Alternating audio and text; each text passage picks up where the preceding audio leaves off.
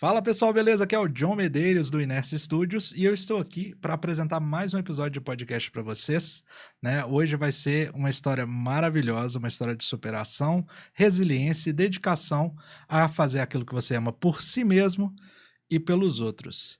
Eu estou aqui com a nossa querida amiga Janaína. Boa Né? tarde. Muito obrigado por ter aceitado o convite para ter esse papo aqui com a gente. Boa tarde, tudo bem com vocês? Tudo bem. Olha, bater esse papo aqui com vocês é muito bom pra mim. Eu nunca pensei que eu poderia estar fazendo isso, né? Tô me sentindo super chique. Sim, mas sabendo da história que eu tive uma prévia por alto que hoje nós vamos destrinchar, eu não podia perder a oportunidade, né? Da Sim. gente poder ter esse papo aqui e a gente poder deixar registrado algo que é muito importante, que é contar histórias inspiradoras. Né? No meu outro projeto, no Inércia Podcast, o meu objetivo foi procurar as melhores histórias, e ainda é, e eu poder estar aqui tendo essa conversa com você é realmente um privilégio, então eu te agradeço. Obrigada, de nada. Jana, conta pra mim como é que foi a sua infância, como é que era quando você era uma garotinha? Olha, eu vou te falar, viu? A minha infância foi meio conturbada, né?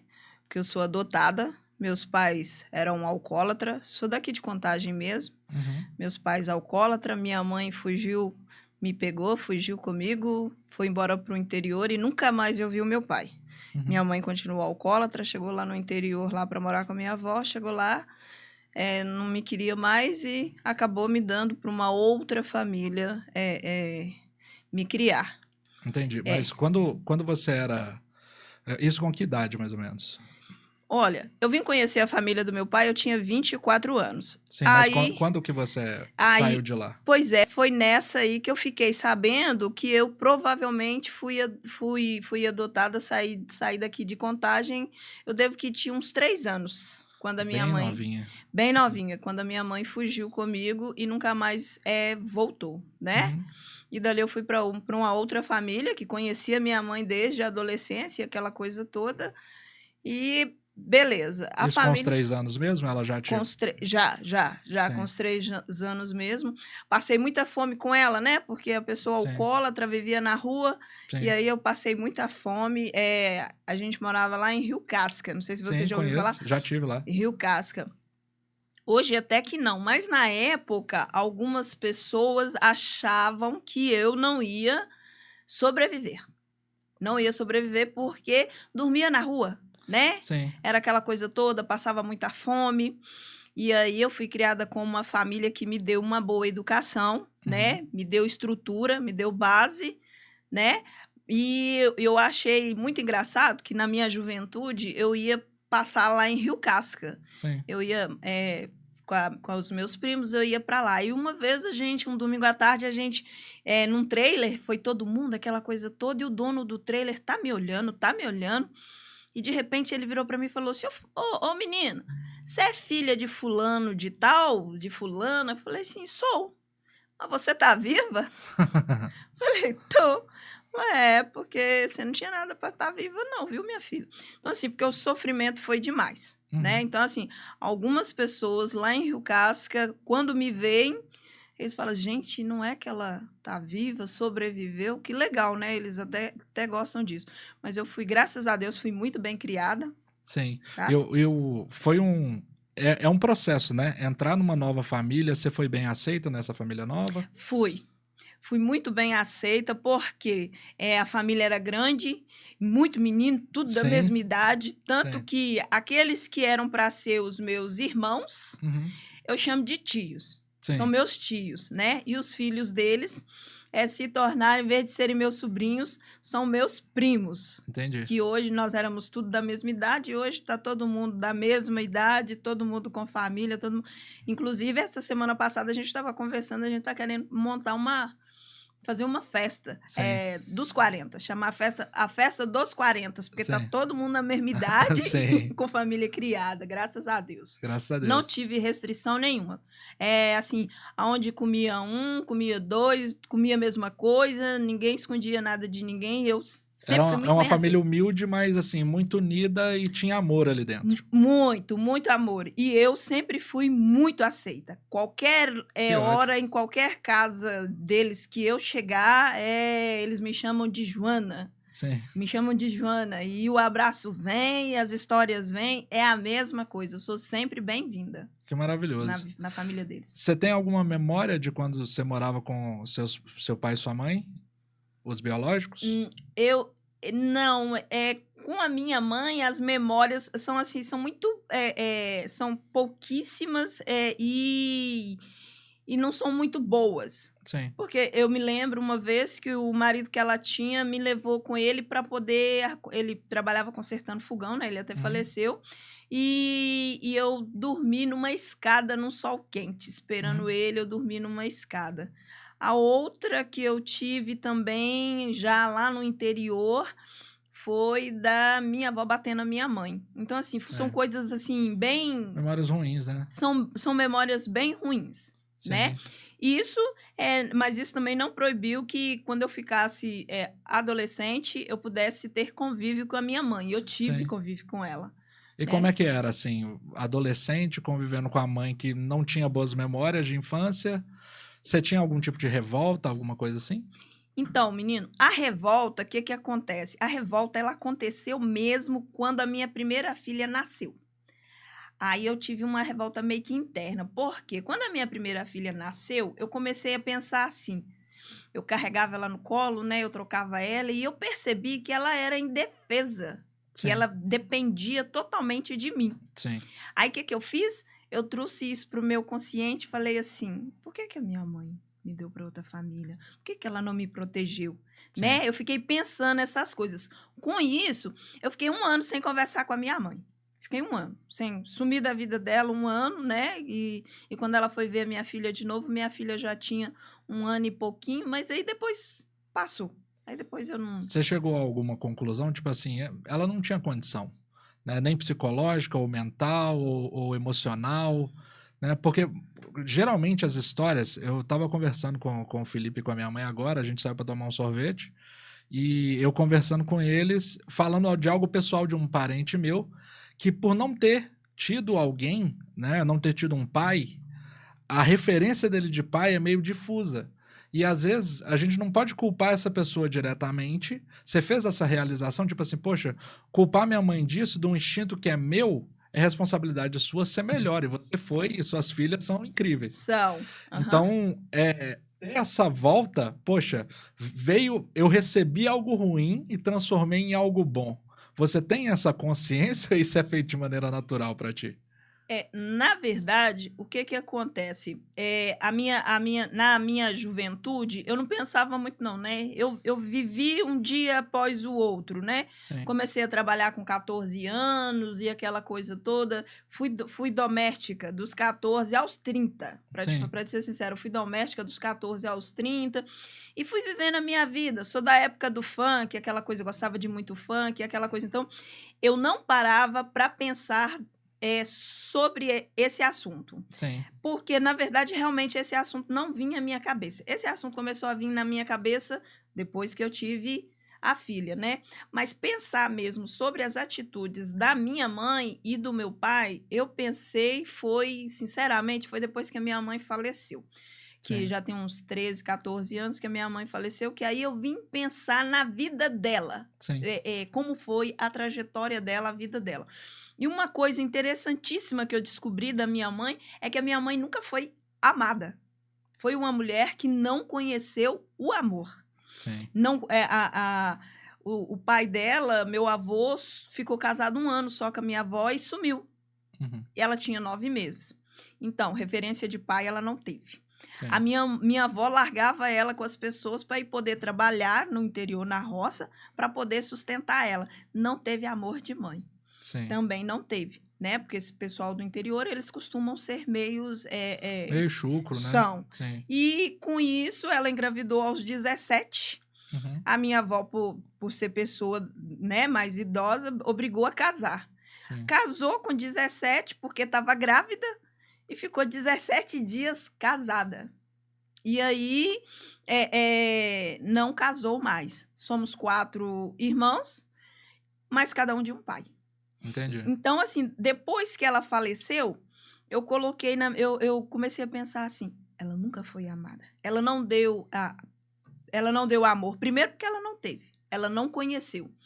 E segundo, que ela também provavelmente decidiu não amar, né? Que foi totalmente diferente de mim com a minha filha. Talvez não é uma decisão. Você acha? Porque o que acontece?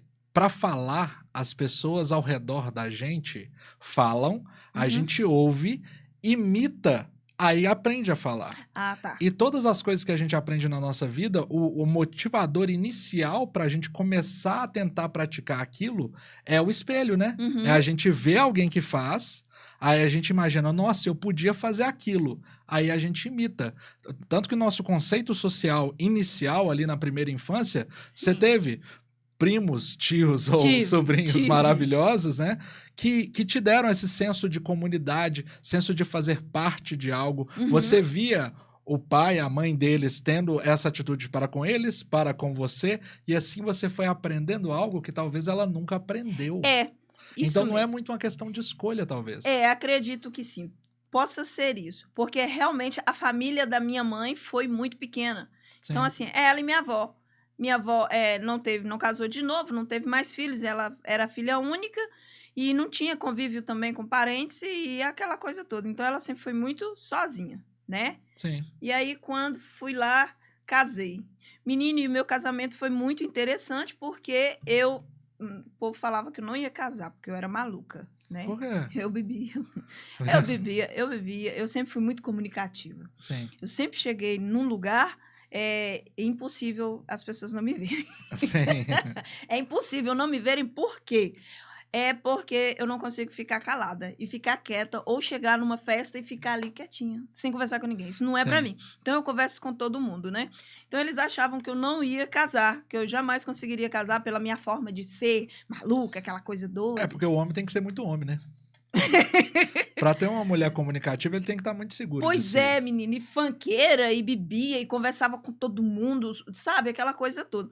Só que aí eu casei. Graças a Deus, eles achavam que eu não ia casar, e de repente eu virei pra minha mãe adotiva e falei, vou casar. Vai? Vou. Quando? Outubro. Outubro não, dezembro. Vou casar em dezembro. Você tá achando que bosta de pinta é pipoca? Falei, pois é. Falei, já ouviu essa? Porque tipo assim, você tá achando que casamento é fácil? E casei no quintal, né? Porque ela queria que eu casasse na igreja católica, e casar na igreja católica era muito caro. Falei, não. Tradicionalzinho, isso, né? Ela queria tudo, né? Ela sonhou pra mim o casamento. A primeira achavam que não ia casar. Depois, quando eu falei que eu ia casar... É uma demonstração de amor, né? Começou a sonhar pra mim o casamento, e não dava, e consegui um pastor. Onde a gente morava, era 2 lotes, e o lote muito grande. Sim. Aí tinha um pé de jabuticaba, muitas frutas. Eu falei, você quer saber? Eu vou casar aqui. Não, eu vou casar aqui se o pastor quiser vir. Fui conversar com o pastor. Dezembro, não tem vaga. Aí ele falou assim, a não ser que na sua casa tem um espacinho. Falei, tem um espação. E fiz o meu casamento lá. Foi muita quintal. Gente? Foi assim, todo mundo que ela convidou, né? Porque eu mesma não queria convidar. Ela ficava assim, vou convidar esse, vou convidar aquele. E convidou todo mundo que ela quis. E foi todo mundo no quintal. E ela fez assim, a comida ela preparou e aquele troço todo. E foi uma loucura. Sim. Aí, graças a Deus, casei, né? Aí veio a minha filha, aquela coisa toda. Quando a minha filha veio, nasceu, e as brigas também de casamento começou... Sim. O que eu fiz? Eu pensei assim comigo. Eu não tive um pai. Eu não tive uma família de pai e mãe certinho. Mas a minha filha vai ter. E com isso eu mudei de vida. Foi uma escolha. Eu escolhi mudar de vida para ela ter a vida que eu não tive. Para ela ter a estrutura que eu não tive, né? E mudei. Daí em diante, assim, eu fui para a igreja, né? Fui para a igreja com 30, já, 29 para 30, fui para a igreja e mudei assim da água para o vinho. Zup, mudei, totalmente. E com isso foi bom, porque ela teve uma estrutura. Ela teve não, né? Ela tem, né? A referência Ela total. tem uma referência. A mãe dela, todo mundo chama de Rochelle, porque é muito brava. A mãe dela Sim, é tem muito cara de ser mesmo. enjoada. Sou Brava. Nossa, sou brava, sou enjoada, implico até hoje, sabe? Bato se for preciso. Perdidas são as que caem no chão.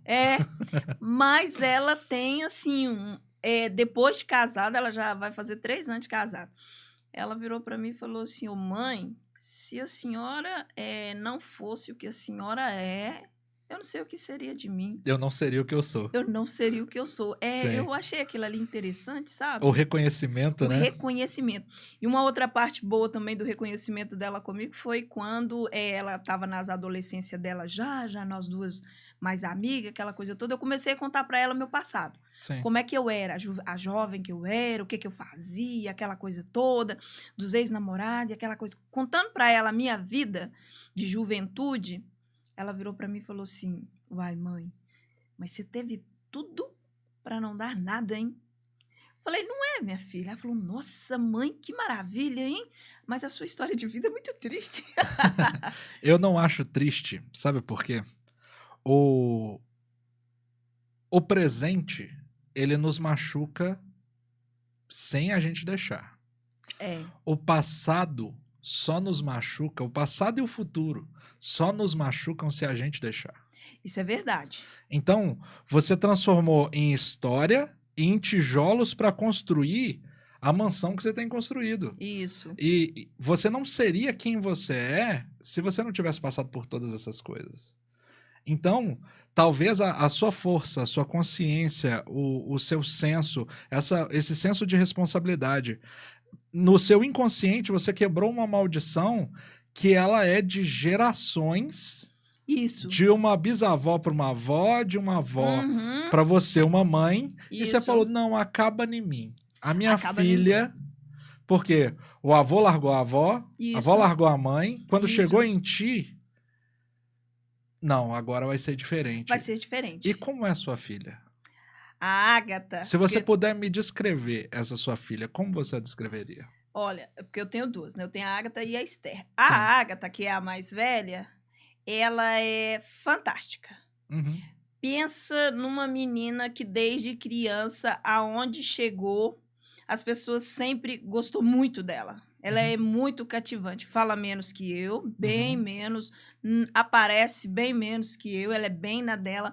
Mas pensa numa menina bem cativante. Não é porque é a minha filha, não. Porque realmente... Ela é, assim, bem educada, sabe? Trabalhadeira. Agora ela trabalha, tem ela e o marido dela, os dois trabalham, saem de manhã para trabalhar e só voltam de noite. E sabe, aquela menina consciente, aquela motivo jovem... de orgulho mesmo, né? É um motivo de orgulho, sabe? Sim. Nós duas tivemos alguns atritos na adolescência dela, né? Mas é coisa que todos os pais passam. Normal. Todos os pais passam. Aí hoje... Nós somos bem amigas mesmo, apesar que ela tem a casa dela e por ela ter a casa dela, ela gosta de ficar mais pra lá e eu também sou mais pra cá também. Sim. Uma não perturba a outra. De vez em quando eu faço uns showzinhos com ela, né? Sim. Eu falo, nem parece que você tem mãe, porque some, não liga, mas não é nada demais, né? Mas ela é uma filha excelente. Sim. Ela é excelente. E ela é amiga. Sim. Ela se importa. Ela se importa. E ela é amiga. E ela, eu acho ela interessante também porque ela me escuta muito, né? Mas ela também escuta muito o pai dela. Sim. Ela é muito amiga do pai dela também, né? Sim. Tanto que o pai dela conversa com ela, mas não conversa comigo. Ele, se tiver que contar as coisas, alguma novidade que aconteceu na vida dele, ele conta pra ela. Mas pra mim ele não conta, porque ela sabe, ela é maleável, sabe? Você sabe por quê?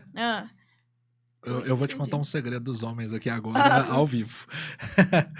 O homem, quando ele tem uma mulher, né, e ele se tem, ele tem que ser uma rocha. Ele tem que ser uma rocha para ela. Ele tem que ser aquela questão estável.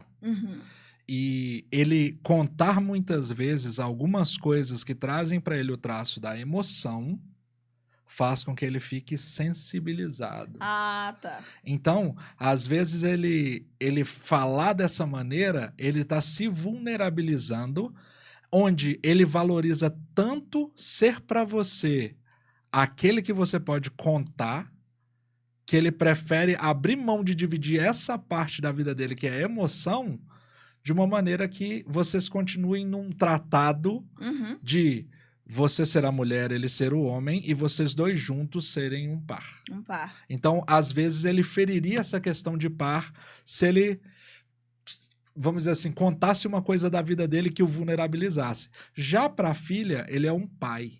É. E o pai, ele tem essa possibilidade com o filho, com uma filha, de mostrar para ele, através das experiências dele, que o mundo é algo além daquilo que os olhos podem ver. Isso. Você mostrou isso para sua filha com as conversas. Eu converso. E cada conversa que passa e cada experiência que você vai tendo é uma nova experiência que você está levando para sua filha. Uhum. E a sua filha tem tanta consciência hoje, tem essas coisas. Boa parte é da personalidade dela, mas boa parte é baseada na experiência que você dividiu com ela, onde você tirou os buracos do caminho dela para ela não poder tropeçar. Isso mesmo. Entendeu? É. Então, essas conversas são importantes tanto do seu lado quanto do lado dele, porque fazem com que que sua filha seja maior, que ela seja mais ampla, que ela Isso. seja mais plena do que você teve a oportunidade de ser. Você pegou, sabe aquele limão capeta? Sei. A vida te deu uma dúzia daqueles limão Isso. e você fez a limonada maravilhosa, que é a sua Isso. família, a sua Aham. vida e as consequências daquilo que você vive. Com isso, ela pensa, poxa, eu tô recebendo da minha mãe os limões sicilianos maravilhosos. O que que eu vou fazer? É uma responsabilidade grande para ela, mas eu te falo, é uma vida muito melhor do que se você tivesse não tido a postura que você teve. É. Me conta da Esther. Ah, não. A Esther é uma coisa assim. A Esther, o que acontece? A Esther, na verdade, eu estava na igreja, né? Eu só tinha a Ágata e aquela coisa, e conheci um casal na igreja. E aí a dona, ela olhava para mim e falava assim, minha filha, geralmente é bom ter mais um filho. E a minha idade andando, né? Sim. Geralmente, eu falei, porque quando você tem um, você não tem nenhum. Ela veio com essa conversa de gente... Sim. Quem tem dois tem um, quem tem um não tem nenhum. Não tem nenhum. Sim. Aí ela falou assim, mas aí ela abriu os meus olhos para uma coisa. Ela falou assim, e se algum dia faltar você e ele? Com quem que ela vai ficar? Quem vai ser a família dela? Aí eu falei, tá. Aí fui pensar. Aí aos 36 anos resolvi arrumar Esther. Sim. Aí veio Esther. E aí a vida já estava estabilizada, já tinha carro, casa própria, e todo mundo falando, não, mas que beleza. Ô, gente, né, não, menino dá trabalho qualquer idade. Sim. Tá? Mas Não, e vai dar pro resto da vida. Pro resto da vida. Não adianta, porque quando ela fizer 36, vai continuar dando trabalho do mesmo jeito. A mesma coisa. Aí a Esther veio, mas a Esther já veio num lar totalmente diferente. Eu já era cristão, a minha cabeça já era outra, né? E aquela coisa toda. E a Esther agora tá com 10 anos. A Ágata, ela é bem mais o pai dela. Sim. Mas a Esther é bem eu. A Esther é mais comunicativa. Total. Até na Sim. personalidade, nas levadezas. Uhum. A Esther sou eu. A Esther tem hora que ela olha pra mim, tá nós duas sentadas no sofá, deitada no sofá. Ela percebe que o pé dela tá gelado. E aí ela olha pra minha cara assim e vai empurrando o pezinho pra colocar o pé gelado em mim pra eu poder xingar ela. Sim. Sabe? A Esther, ela é assim, é fantástica. E é a minha companheira. Sim. É o meu grude. Aonde eu tô, Esther tá comigo. Aonde eu vou, Esther vai. E quer as mesmas coisas que eu. Sabe? Aquela Sim. coisa toda, a Esther já é meu grudinho. Mas eu costumo dizer que a Ágata é mãe da Esther. Sim. Porque quando a Esther veio, a Ágata tinha 12. Sim. E eu continuei trabalhando. Claro. Então, assim, eu só tirei a Esther do peito e deixei para ela. Então, assim, ela ia para a escola, levava a Esther para casa da dona e voltava. Quando ela voltava da escola, ela pegava a Esther para cuidar da Esther. Sim. Hoje, muitas coisas, a Esther falou, mãe, pode fazer isso? Eu falo, pede sua mãe. E se a outra falar que não, é não. É não. É não. Ela Sim. obedece. Não, sabe? e não tirar a autoridade é muito importante. E ela ter uma irmã... Eu não tenho irmãos. É muito difícil. É muito difícil. Porque eu já fiquei em paz com isso, mas eu sei que na minha vida vai ter um momento que eu vou estar completamente só. É. Então, entender isso, e eu procuro fortalecer a minha mente para essa circunstância, porque não é fácil, não é bom. Então, o que eu decidi fazer como minha metodologia de escape? Eu invisto enquanto está aqui. Uhum. É como se eu já tivesse estado lá, vi o quanto é ruim. O quanto é ruim. Então, hoje, eu procuro fazer aquilo que eu posso fazer enquanto ainda é tempo. Ah, tá. Então, eu pensei, qual que é a melhor alternativa que eu posso ter? E você fez isso de maneira inconsciente, o que eu acho maravilhoso. Você tem uma vida hoje sem arrependimentos. Tenho. Eu já li isso em você. Eu não tenho arrependimento do passado. Ai, devia ter feito isso. Ai, Sim. porque... Não existe isso comigo. Sim. E isso é que é interessante, porque se você não tem arrependimentos, o que acontece? No fim das contas, sua vida é plena. Sua vida é plena. Por quê? Poxa, me deram isso e eu fiz isso. Eu fui... Não eu, em algum momento da minha vida? Não. Tudo que eu fiz na minha vida tem minha assinatura embaixo. Isso. Paz de Cristo. E aí fui andando, evoluindo, e assim... Mas me conta, vamos voltar num ponto que é essencial. Dos 14 aos 30, doméstica. Doméstica. Total. Isso. Aprendendo a cuidar dos outros e das coisas dos outros. Isso. Logo se torna muito melhor cuidadora de si e das suas coisas, das né? minhas coisas. Sim, isso aí é maravilhoso. Tanto que filhos, casamento, tudo certo. Isso. Então, isso daí é maravilhoso. A gente muitas vezes não valoriza eu sou neto de uma lavadeira, né? Uhum. Então, ela cuidava e deixava, né, a beleza, o que as pessoas vestiam para se sentir bem, ela cuidava daquilo. E o valor que aquilo tem é muito grande. Muitas vezes ela nem mesmo reconhecia isso. Né? Ela colocava a roupa para quarar e ela tinha o cuidado de não deixar acontecer certas coisas. Hoje, por exemplo, eu pego a roupa e ponho na máquina, eu nem ligo com isso, mas ela tinha o cuidado e a coisa não era nem dela. E ao ter me criado, né, minha avó me criou boa parte da minha vida, meus pais trabalhavam, eu vi esse mesmo cuidado para comigo. Você chegou ali nos 30 anos, o que você foi fazer?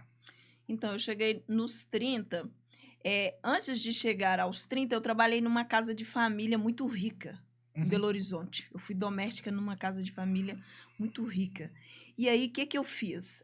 Outro dia eu ouvi uma frase assim: você é adaptável a qualquer ambiente. Aí eu trabalhei numa casa de um povo muito rico e eu comecei a observar as pessoas, sabe? A forma de vestir, a forma de falar, aquela coisa toda, sapato, roupa, comida. E aí eu comecei a trazer isso para mim. Quando eu cheguei aos 30, que já tinha saído dessa família, aquela coisa toda, e eu comecei a sonhar. Eu comecei a querer o melhor para mim. Sim. A querer uma casa boa para mim. Com certeza. Mudar a minha forma de vestir. Sim. Você tá entendendo? Minha forma de calçar. E a querer também para a Ágata, também diferente. Aquela coisa toda, porque eu tinha trabalhado com esse pessoal. E daí já começamos a trabalhar em intuito, a começar a construir, né? Sim. Em 2004, nós compramos um lote em Vespasiano e começamos a construir e construímos primeiro 4 cômodos e um banheiro e entramos para dentro dele piso, e sem piso, sem cerâmica, aquela coisa toda. E nós continuamos a trabalhar. Eu trabalhei de faxineira no aeroporto de Confins. Sim. E aí depois, lá perto da minha casa, tem muitos prédios. Tem muitos prédios. Eu, grávida da Esté, eu sentava na frente dos prédios assim e ficava pensando comigo assim, eu vou trabalhar nesses prédios. Mas eu achava que os prédios eram de gente que tinha, né? Falava assim, vou trabalhar de doméstica, né? Menino. E quando eu vi que eu estava pronta para trabalhar, eu comecei a ir lá. Era até uma empresa que estava lá e eu comecei a ir. Aí eu queria ir trabalhar nesses prédios. Todo dia eu ia pedir serviço no meio da peãozada. Consegui. Limpando apartamentos em finais de obra. Final de obra. Pesado. Já fiz isso, inclusive. Nossa! Sim. Limpar o apartamento em final de obra, no meio de peãozada. Mandar um beijo para um amigo meu, inclusive, Giovanni. Ele é especializado em limpeza pós-obra. Que trabalho pesado. Menino do céu. E eu trabalhava naquele negócio assim, mas eu trabalhava alegre. trabalhava feita, porque eu tava uma rua abaixo da minha casa. Ah, era pertinho. Pertinho. Lá de onde eu estava, eu conseguia ver a minha casa. Sim. Entendeu? E eu trabalhava naquele negócio e eu me lembro uma vez, Deus é magnífico. Eu me lembro uma vez que o engenheiro me colocou para trabalhar no banheiro dos homens, limpar o banheiro dos homens. E eu fui limpar o banheiro dos homens. Mulher nenhuma queria limpar o banheiro dos homens. E eu não entendi o porquê. Quando eu fui limpar, eu entendi o porquê. Aí, o que eu fiz? É um inferno na Terra. É. Mulheres, É um o inferno na terra. Porque vocês não entram lá. Isso. Entendeu? É uma coisa, assim, fora do normal. Nossa, e é em todo lugar.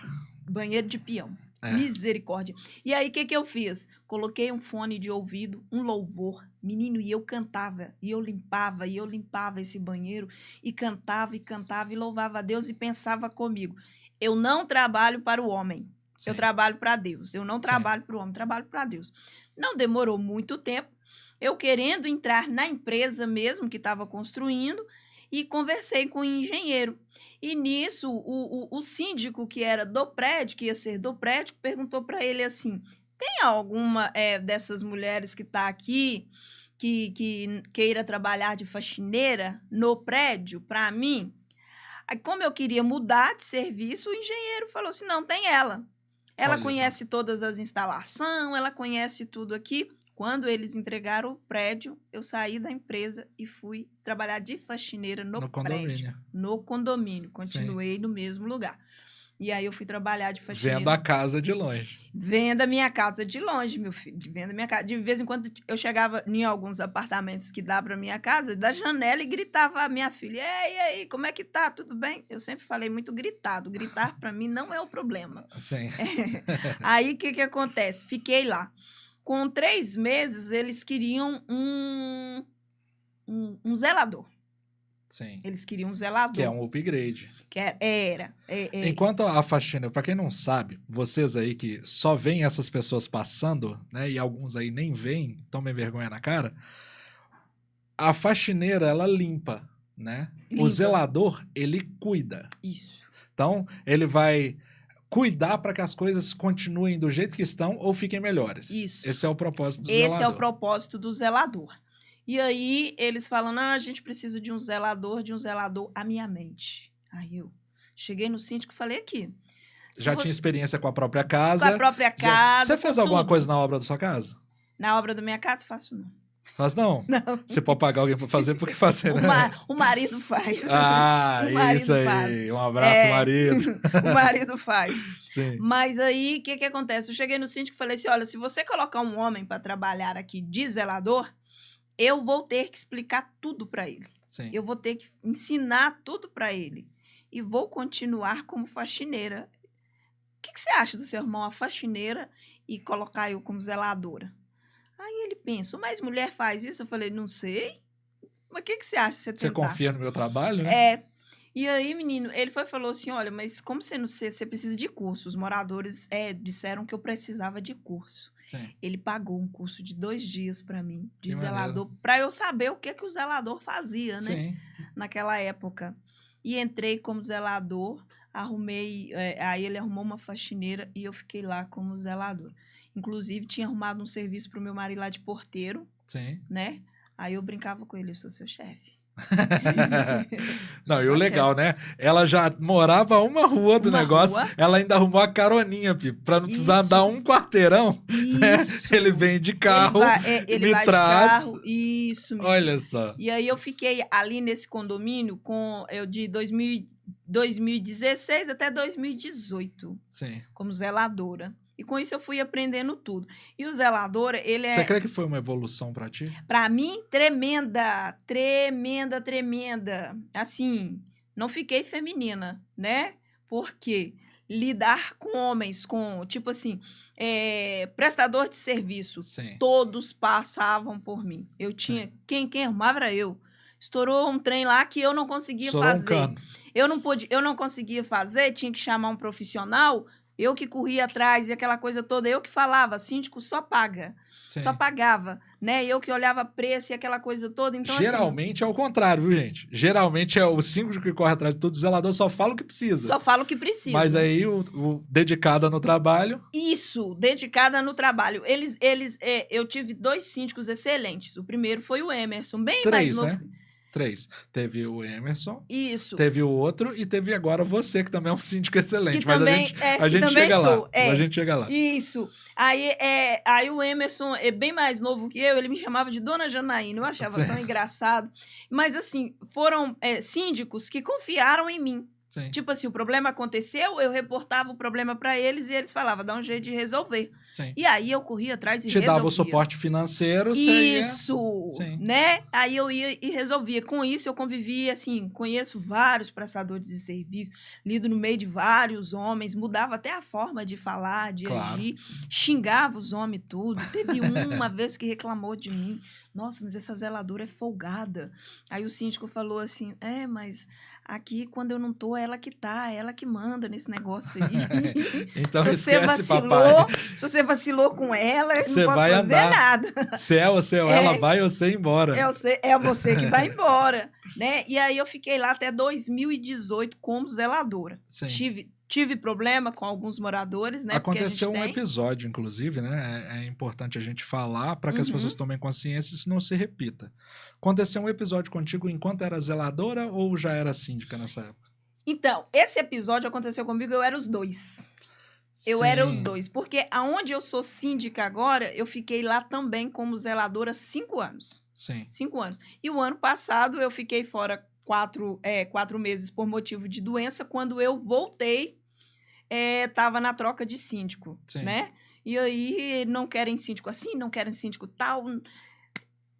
Terça-feira, 11 horas da manhã, dia de eleição, mandam para mim, moradoras mandam para mim, seja nossa síndica.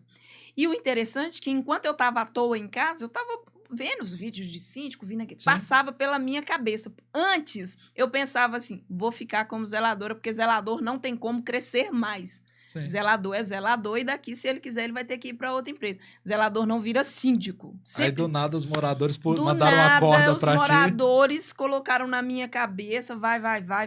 E aí eu mandei para o síndico, eu já tinha comentado com ele algumas vezes que eu seria síndica alguma vez, ele ainda falava comigo, não seja daqui. Sim. Não seja daqui. Porque eu era muito conhecida, porém muito atacada, né? Porque o zelador e o síndico recebem tudo quanto é tipo de ataque. Sim. Né? E aí, menino, eu falei assim, vou ver. Quando deu a noite, ele falou, você vai participar da Assembleia? Eu falei, vou participar. Participei da Assembleia, concorri com uns 4 ou 5, não sei. E é engraçado que a Assembleia, geralmente, elas são vazias, viu? Sim. Quando vai falar que não vou. Eu moro num condomínio hoje, eu sei como é que funciona. São vazias. Cheguei lá, menino, a Assembleia assim, ó. Na hora que eu entrei, todo mundo... eu falei, gente, o que esse povo tá arrumando, meu Deus do céu? Aí veio a votação, eu ganhei para síndico. Olhei para o povo começou a me abraçar, começou a me elogiar. Aqueles que não gostaram chegaram bem de pertinho, tiraram as calças, rasgaram. Isso, me alfinetaram. Mas eu falei, então vamos lá. E aí fiquei como síndica. Eu virei síndica em maio, né? E como é que era fazer os 2 trabalhos, síndica e zeladora? De síndico e zeladora. Conseguia fazer. Sabe? Não, consegui, sei que você consegue. Conseguia fazer, mas era o interessante que é tipo assim, mesmo ganhando... Você ligava para si mesmo e falava, olha, eu tô precisando de X mil para pagar fulano de tal, aí você fazia o Pix para si mesma e pagava o cara? O bom é que o síndico ele tem administradora, né? Alguém... sim. Que faz os pagamentos, sim. Entendeu? Aí, como eu já sabia disso tudo, então, eu mesma procurava os prestadores, eu mesma olhava os preços, e já sabia de tudo, então, para mim, foi... Só ia mandando para administradora, só ia mandando, ó, paga isso aqui para mim, olha esse boleto aqui para mim, e aquela coisa toda, né? E aí, então, assim, foi bem interessante, mas se você chegasse lá e falasse assim, eu gostaria de falar com o zelador, aí eu, oi, tudo bem? Sim. Eu nunca me identificava como síndica. Para me identificar como síndica, você tinha que chegar e falar assim, quem é a síndica nesse negócio? Eu preciso falar com a síndica. E eu tinha eu carregava uma pochete, né? Eu sempre gostei de pochete. Eu também gosto. Nossa, eu sempre gostei de pochete. Aí eu acho o máximo polícia que coloca o revólver aqui na perna, né? Comprei uma dessa pra mim. Aí eu Sim. coloquei aquela pochete ali e andava, então, assim, bem caracterizado. Se você chegasse lá e eu falar... Já teve muitas vezes de algumas pessoas chegar e querer falar com a síndica e eu me apresentar e a pessoa me olhar de cima e embaixo, assim, tipo assim, você? Ah, mas tá bom. Aí, o que acontece?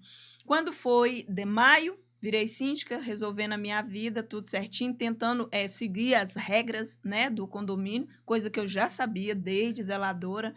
E beleza. Quando chegou dezembro foi interessante. A gente tivemos um episódio de que você mora em condomínio, você sabe que condomínio, cachorro não pode andar sem coleira. Não pode. Não pode andar, independente do tamanho do animal, Sim. né? Do seu pet, né? E essa pessoa era uma pessoa que nós duas nunca tínhamos brigados, nunca tive problemas com ela. Nós duas conversava até muito bem, né? Porém, ela não aceitou uma multa que eu estava passando para ela, porque a cadelinha dela estava sem a coleira e atacou uma outra cadelinha que estava na coleira, né? Aí já era. Aí já era. É tipo assim, eu fiz errado? Não fiz. Não fez. Eu Tá nas fiz- regras do condomínio? É regra de condomínio. Sim. E não é do condomínio Vila e Valência, é do condomínio, Sim. é de condomínio universal, Sim. né? Não pode. Tá bom. Então, eu fui mostrar para ela essa situação. A moradora me pediu o vídeo, me pediu para buscar o vídeo para ter prova, né? Para eu saber realmente que realmente a cadelinha dela tinha atacado a outra cadela. Eu peguei esse vídeo e mostrei só para ela.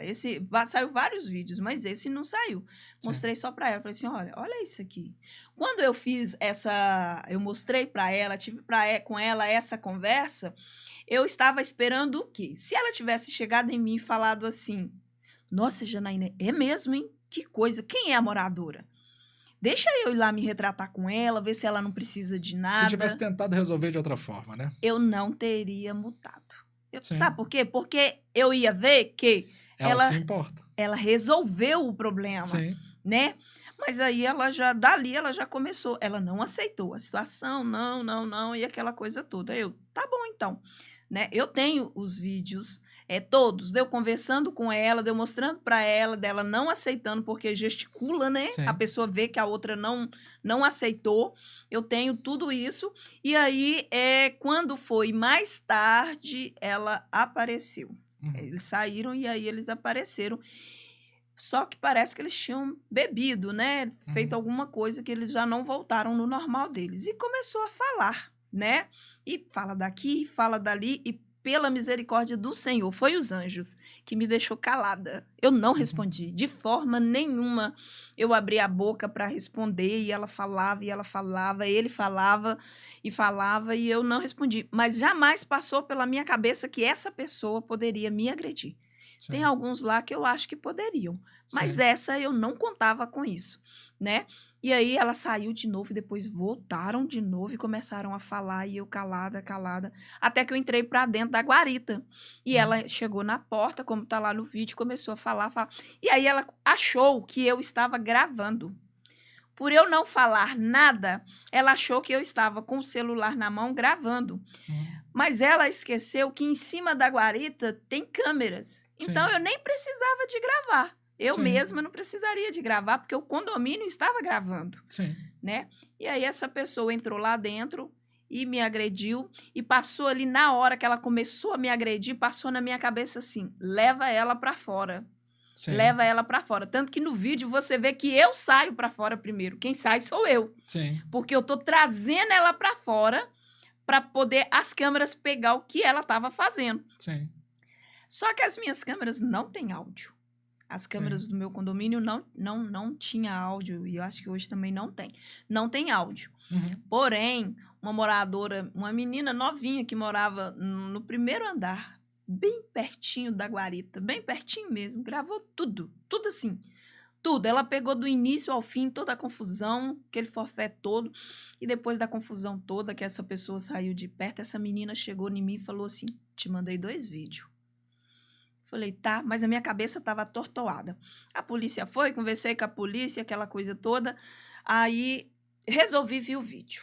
A polícia me perguntou se eu tinha sofrido palavras, né, contra a minha cor. Eu Sim. falei que não. Porque na confusão eu não Você vi. não ouviu. Não ouvi, eu não ouvi. Aí eu resolvi ver os vídeos que a menina me mandou, perto de uma moradora. Na hora que eu peguei, a moradora viu, já fez assim, ó, me dá aqui. Você não vai fazer nada com esses vídeos, me dá ele aqui que eu faço pra você. E pegou esse vídeo e jogou na rede social. Esse vídeo. Nossa, ela já chegou jogando na rede social. Já jogou no grupo do condomínio, e já isso, e já aquilo, e aquele forfé todo. 9 horas da noite, eu lá dentro de casa, lá, tentando entender a situação, a Band me ligando. Eu falei, uai, Band? Globo me ligando? Falei, gente, o que é isso? Porque quando ela jogou no grupo dos moradores, jogou nas redes sociais, no grupo de condomínio, no grupo de bairro, algumas pessoas ligaram para as televisões e Sim. mandou as imagens para a Globo, para a Record, e aquele troço todo. Aí eu, gente do céu, e o povo...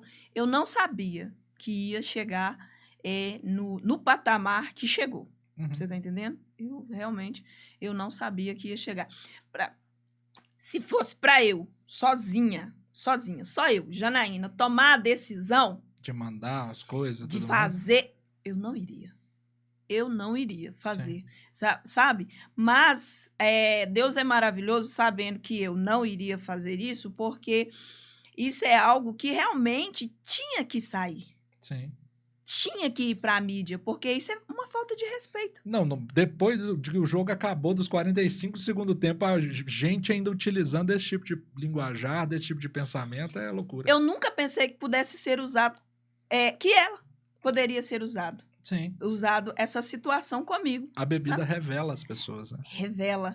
E é tão interessante essa revelação que depois disso tudo houve uma assembleia, né? Porque o condomínio foi exposto. Claro. Aquela coisa toda. Então houve uma assembleia com os moradores para os moradores decidir como seria a multa dela e aquela coisa toda. Ela pediu desculpa para os moradores. Ah, que bonito. Ela pediu desculpa para os moradores. Mas para mim ela não pediu.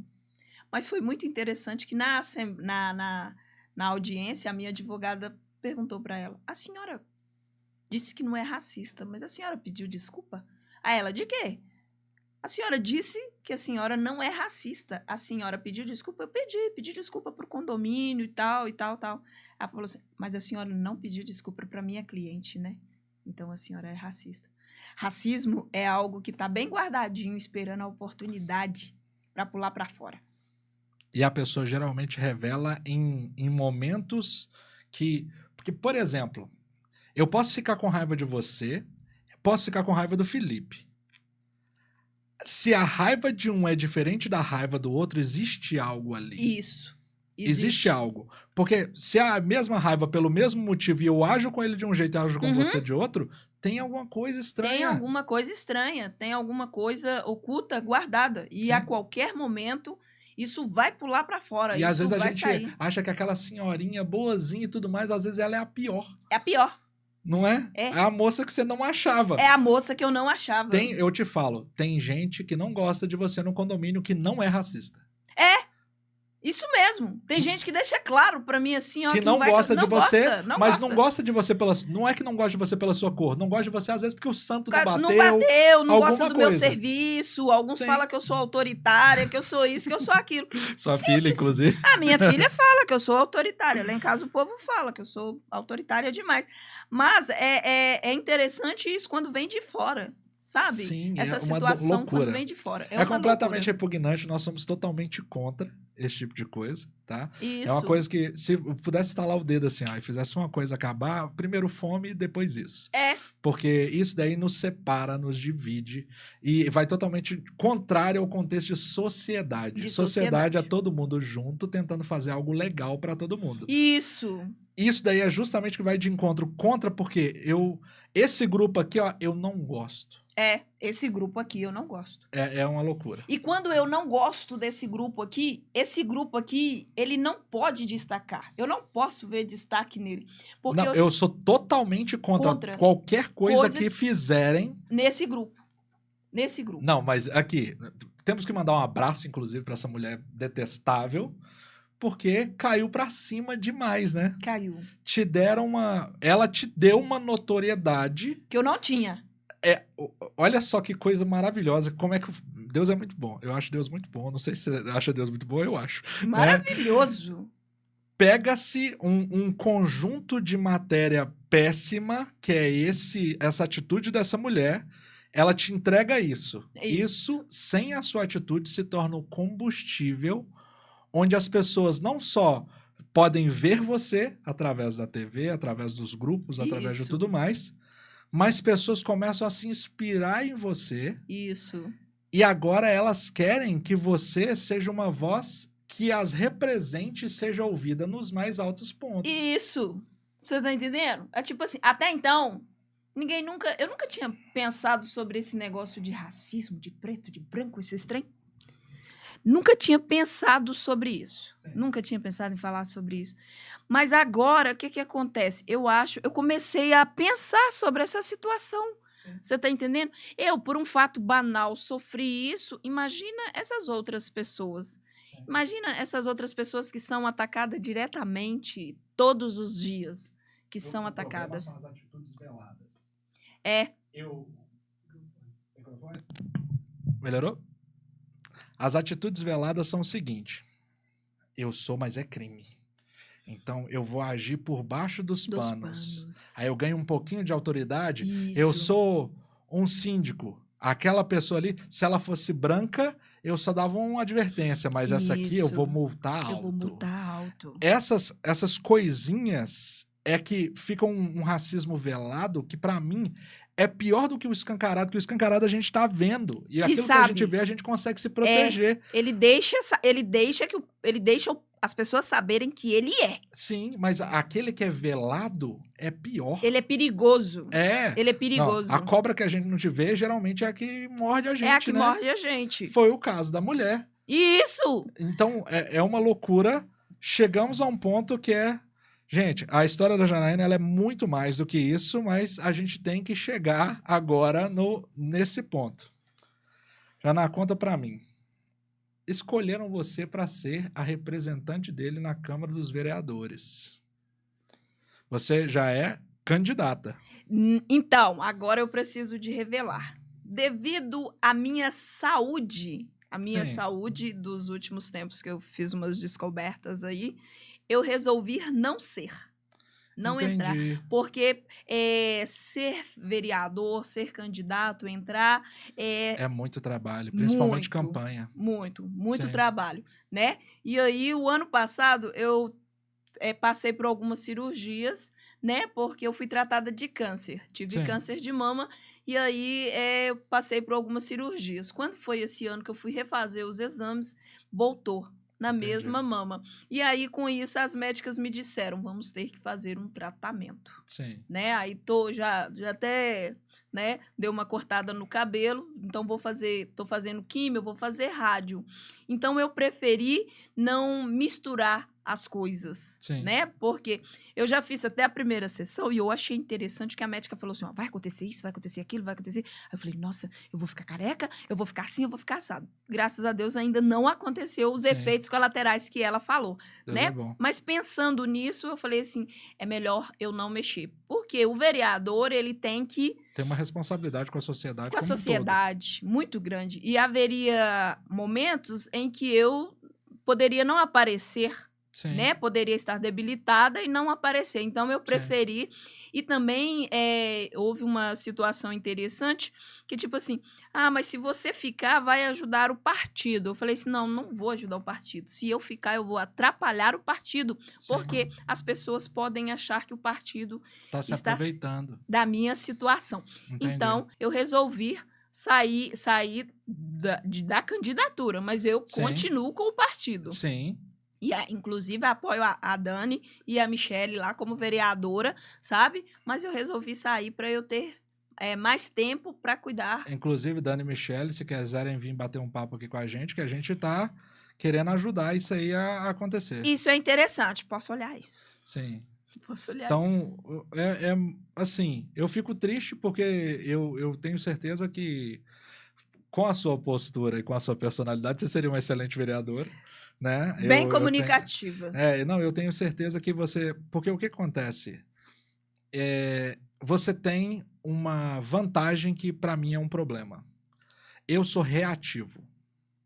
Então, é assim, na minha vida, os meus traumas fizeram com que eu sou totalmente pacífico até a pessoa me dar o direito da legítima defesa.